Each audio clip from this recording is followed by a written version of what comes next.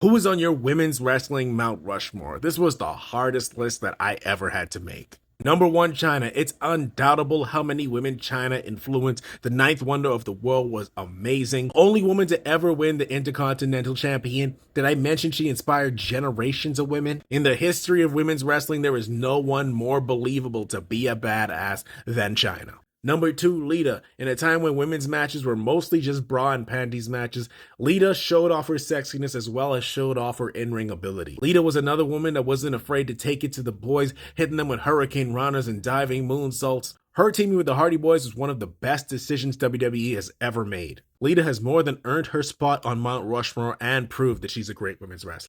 Number three, Gail Kim. Gail Kim is an amazing women's wrestler. Only difficult part, she was in WWE during the Divas era, so they did not take her seriously at all. So when she went off the TNA, she proved how great she could be and became a top women's star in TNA. Give her flowers, because the women's revolution didn't happen in WWE. It happened elsewhere with Gail Kim leading it. If it wasn't for Gail Kim and a few others making fans take women's wrestling seriously, we might still be in the Divas era. Number four, Charlotte Flair. Listen, this is the hardest list I ever had to make, but you cannot deny that Charlotte Flair is probably the greatest women's wrestler of our time. I kind of wish she would move away from the Flair gimmick, but it is part of her identity at this point. There's two things you could do when you're a generational talent. You could run away from the family gimmick and be as different as possible, or you could embrace it and just go along with it. Charlotte Flair embraced it, went along with it, and if she wasn't great, this gimmick would not work on her.